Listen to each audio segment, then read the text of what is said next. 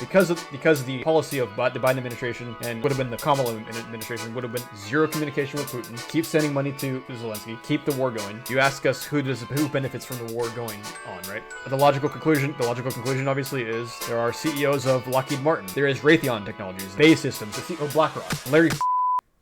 Right. We'll edit that out, gentlemen. What you're doing, anything at all, it's infinitely more than what Biden will ever do on this, because his stance is no, I'm not going to talk to him because he's going to make the paychecks of Lockheed go away. This to me is the most important issue maybe in the world, because we're gambling with the lives of almost everybody on this planet. You're gambling with World War III, as Donald Trump would say. The fact that we have somebody in the Oval Office who is actively trying to turn down the temperature, to me, is the greatest victory. You've got Trump coming in and everyone calling him Nazi, calling him Hitler, etc. But he kind of is the most human-like president that I've ever seen in my lifetime, right? The way he talks about war, he says millions of people are going to get killed. He mentions that a lot. Whereas the Obamas, the neocons of the world, they just don't care. They don't say that stuff. If you don't listen to anything else I have to say, just understand one thing. Zelensky has repeatedly said that the only way that he will negotiate with Russia is if Vladimir Putin is out of office. By saying the only way we're going to negotiate peace is by getting Putin out is the same thing as saying the only way we'll negotiate peace is if we win the war. And another way to put it is we'll never negotiate peace because Vladimir Putin is not going anywhere. If you listen to these demands and you think, look, he does care. He doesn't even care about power. He doesn't want power.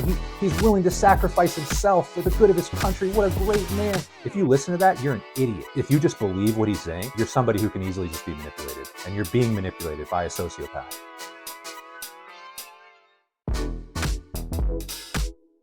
Trump is a guy who, in my mind, just him being in office or in the conversation is now things can start to move without even him doing anything.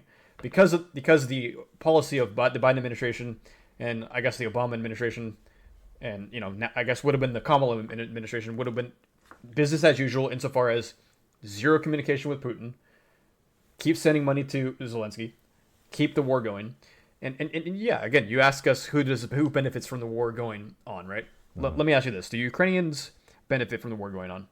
Definitely not. No way. Do Russians benefit from the war going on? Not really. Maybe more than the Ukrainians, but no, not really. Do American citizens benefit from the war going on? Absolutely not. No. Okay, so those three people, I guess from my perspective as an American, if you're not American, then you don't have to care about us. But for those three groups, if none of them are benefiting from the war going on, then why is it still going on, right? Right. That's the question. And then the logical conclusion obviously is there are CEOs of Lockheed Martin, James D. I'm going to name them. James D. Takelet Jr. There is Raytheon Technologies. That's Christopher Callio. We have Bay Systems, Charles Woodburn. So I'm going to start with that only. I'm not going to go too far into the list, but those three individuals do benefit from the war, right? Absolutely. I mean, that's unarguable. They're getting paid. The gentleman, the CEO of BlackRock, he's going to get. We have Larry Fink. Right. We'll edit that out. So the gentleman. Just get the censor bar over your mouth. That's all we need. Yeah, we have Redact. The CEO of Redacted is benefiting from this, right? So So why I bring that up is because I really want you to be armed and dangerous, as Jake the Snake would say, to understand. Hey, let me just think for myself 2 seconds, right? I just think, is it as simple as sitting down in a room and saying, hey, can we get both these guys to kind of agree to terms and services? Well, it should be. And don't let anybody in your life say, it's not that simple. Don't let them say that, because it is that simple, right? It should be, right? Yeah. And now, oh, he's just making a small thing of war. It's war and this and that. I don't really care what your kind of opinion is and that you've absorbed from CNN and NBC, whatever, because that's kind of reflective of what those three gentlemen that I listed previously about the CEOs. That's what they want you to say. Right. So that's kind of where I'm going with this, right? And so the fact that I like the Trump angle on this is because he represents the kind of American people in my view. Whereas, let's say you get a vote of, hey, let's poll 100 people. Let's poll 100 million people. So let's say out of 100 million citizens that can vote, how many of them would vote yes on a $100 billion package to send to Ukraine? Of American citizens, probably.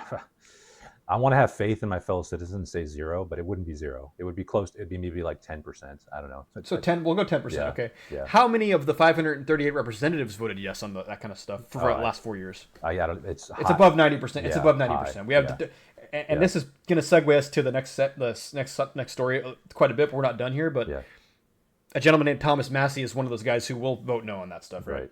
Bernie would you think would vote no on that stuff, but he voted yes. So it's not quite. Yeah, it's kind of a disappointing situation, but but the general situation is that if you understand this, like the reality of war and what have you, these people are not being they're not these citizens, and you see videos of them being ripped off the street and conscripted.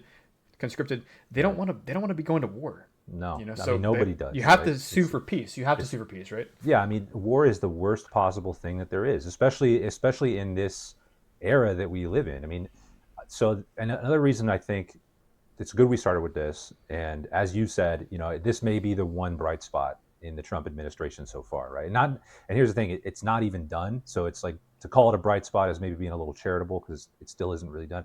I mean, let's be honest. Trump said that he would end the war the day he was elected, not the day he took office, but the day that he was actually elected president, which would have been back in November. So Yeah. um, that didn't happen, right? And in a sense, I never really bought that. I mean, I was like, I think maybe it's possible. Like we'll see how much leverage we really have over Zelensky, right? And we obviously have a lot. We have a substantial amount. I mean, and enough in my view to get the peace done. But I thought, hey, maybe it's possible we have so much leverage over Zelensky that literally day one he makes a phone call and it's over. I thought that was possible. Not the case. Didn't work out. Fine. Now he gets elected. Now he's actually in office. Maybe now we have enough leverage. Clearly not. I think Zelensky, and I think we've pointed to this. We did said it in the last episode, and I pointed this out before. Zelensky is so bullheaded. He's such a stubborn asshole, right? That I think that even if we do have enough leverage at this point, he'll still drag it out. He'll still drag his freaking feet, simply because he can't leave power. I mean, he has nothing else going for him in his entire life. This is it. This is it. Just being president of No, Ukraine. So and I like that you brought that quote up because when he said that multiple times, I will end the Ukraine and Russia war on day one as president elect. right, Okay, as president elect. right, When he said that, I'm thinking, as I know who Trump is, and I'm not gonna be one of those guys who says, "Oh, let me defend every single thing Trump says," but I'm gonna defend this. So what he means by that, and I know this is that what you're doing, anything at all, is infinitely more than zero, right? yes, Because zero is what Biden does. Actually, yes. arguably, it's not zero because it's negative. So it's a negative integer. Right, So right. so it's Make it actually worse. negative. So if you Yeah. so what you're doing is it's not infinitely more, but it's okay. It's infinitely more than what Biden will ever do on this Yeah. because Yeah. his stance is no, I'm not going to talk to him Right. because he's going to make the paychecks of Yeah. of Lockheed go away. Yeah. You know what I'm saying? So it's like that's Biden's unapologetic thing, and the only Yeah. thing he said that was true ever was I destroyed Nord Stream 2. We can get it done. That's Yeah. and that's to his credit. He did that and he admitted it. But even the media has tried to blame that on Putin, which is very absurd. It's Yeah. absurd that I had friends of mine, acquaintances of mine, saying I can't believe Putin blew up his own pipeline. And Yeah. I'm like, yeah, I don't believe that either. Yeah. Why would you You're an believe idiot. that? Why would anybody believe that? Yeah, absolutely. No, they But told me that, and I said, yeah, can you believe it's not butter? yeah, That's whatever. That's a small thing. That's a whatever, right? But I cannot believe, and I do not believe, I don't. that Yeah, Putin would in fact. false flag himself like that. Yeah, That's insane. It's Thanks for insane. asking. Yeah, I don't believe that. Yeah. Yeah. So yeah, my ultimate point was basically that this to me is the most important issue, maybe in the world. Maybe there's nothing bigger than this because, as Trump said in the Oval Office, you're gambling with World War III. That's what we're gambling here. We're gambling with the lives of almost everybody on this planet. We're dealing with a world war in this day and age with nuclear weapons could be the end of humanity, right? I mean, it's the worst possible thing that could happen. The fact that we have somebody in the Oval Office who is actively trying to turn down the temperature, to me, is the greatest victory. And I think I never said this publicly because we weren't doing the podcast back then, but I've said to you, there are two things that I want from Trump. Number one is a de-escalation. I want this war over and us to be much further from this nuclear World War III than we are. That's the number one thing, because that affects every single person on this earth, and it could get me killed personally, right? Like my life is on the line in an abstract sort of a few degrees removed from this, but it is, and so is yours and everybody's. So that was number one. Number two was immigration, and we're going to talk about immigration. But basically, my point was before I voted for Donald Trump, I was like, these two things matter the most to me, and I guarantee you Kamala will not help. In fact, she's going to make either one much worse. So the fact that I do believe that there is progress being made towards a peace, that the temperature is decreasing, that at least we're talking, there is dialogue going on. We have Trump and Putin seem to be on decent terms, as good of terms as the presidents of these two countries can possibly be on. They seem to be there, which is great. That's what you want. I know people are going to be upset about that because we're supposed to hate everybody. We're supposed to hate Vladimir Putin. We're supposed to hate Xi Jinping. Yeah, sure. Dislike them all you want. Disagree with them all you want. Criticize them all you want. Absolutely. We're in America. Do everything you want to do on that respect. But you need to understand, you need to respect the power that they hold. They have nuclear weapons. They have large armies. They control huge swaths of land and people. And if you want to escalate a conflict with people like this, you're gambling with World War III, as Donald Trump would say. All right. That's all I'm going to say on that. In this particular aspect, I'll give Trump a pretty good grade. I think that he's done well, and I'm optimistic that in the next few weeks or months we could finally get a stop to this fighting, and in which case we'll revisit it. And if it's continuing on, I'll have to come back and maybe revise that opinion. But at least as of this very moment, I'm pretty happy with that situation. I think progress has been made. Yeah, no, and I agree. I definitely agree. And as and again, it's some progress, and it's the thing is, and I'm going to keep hanging on this a little bit because I think it's really important. Yeah. It is World War III, and it is a fact that Trump is the first president I've ever seen in my life that has talked about war in a way that normal people talk about war, not psychopaths like Bush, Obama, etc. Obama is somebody who could literally, they always say, oh, don't play video games because you're going to end up doing a Columbine situation, right? Obama literally is somebody who did a Columbine situation.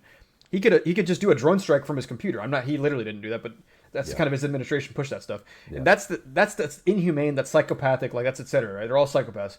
Yep. But you got Trump coming in and everyone's calling him Nazi, calling him Hitler, etc. But he kind of is the most human-like president that I've ever seen in my lifetime, right? Absolutely. To a point where the way he talks about war, he says millions of people are going to get killed. He mentions that a lot. He says, I don't want these people to get killed. This is crazy. A lot of people are going to get killed over this.